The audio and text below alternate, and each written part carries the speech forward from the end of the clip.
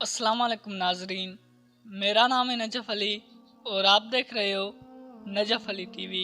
उम्मीद करता हूँ आप सब लोग खैर व आफियत से होंगे। अल्लाह ताला आपको हमेशा अपनी पनाह में रखे। मौलाना रूम ने लिखा है कि एक दफ़ा एक शख्स ने अल्लाह की इबादत करना शुरू कर दी और परवरदिगार की इबादत में इतना मशगूल हुआ कि दुनिया में सब कुछ छोड़ छाड़ कर सब कुछ भूल दिया और सच्चे दिल से अल्लाह की रज़ा में राज़ी रहने के लिए इंसानियत के रास्ते पर चल पड़ा। मौलाना रूम कहते हैं कि एक वक्त वो आया कि उसके घर में कुछ खाने को भी न बचा।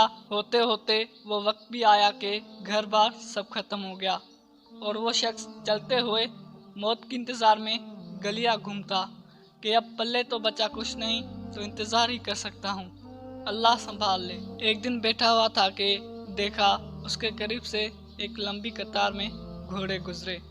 उन घोड़ों की सीट सोने और चांदी से बनी हुई थी और उनके पेटों पर सोने के कपड़े पहने हुए थे। उन घोड़ों पर जो लोग बैठे थे वो किसी शाही घराने से कम ना लगते।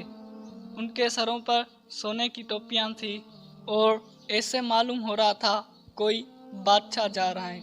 उस शख्स के दरियाफ्त करने पर उसे बताया गया कि ये 7 गांव में एक बादशाह हैं, ये सब उनके गुलाम हैं और बादशाह के दरबार में जा रहे हैं। वो शख्स कुछ देर हैरान हुआ कि ये हालत गुलामों की है तो बादशाह की क्या हालत होगी। उसने आसमान की तरफ सर उठाकर कहा, मेरे बादशाह, मेरे मालिक, मेरे अल्लाह, शिकवा तो तुझसे नहीं करता, लेकिन इस बादशाह से ही गुलामों का ख्याल रखना सीख ले। इतनी बात कहकर वो शख्स चल दिया। कुछ दिन गुजरे तो एक बुजुर्ग आए और उसका बाजू पकड़कर उसे एक जगह ले गए जहां वही गुलाम, वही घोड़े थे। और देखता क्या है कि किसी घोड़े की टांग कटी हुई है, किसी गुलाम का धड़ घोड़े की पुश्त पर पड़ा हुआ है, किसी गुलाम के हाथ कटे हुए हैं, किसी के सर से खून निकल रहा है, कोई घोड़े को जख्मी हालत में वापस लेकर जा रहा है।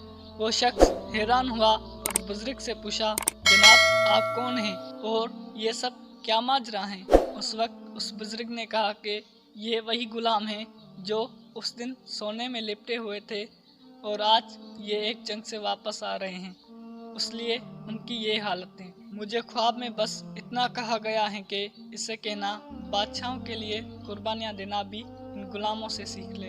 हकीकत में हमें कुर्बानी देना आया ही नहीं, चाहे दीन का मामला सीधा करना हो, रिश्तेदारों का या दुनिया का।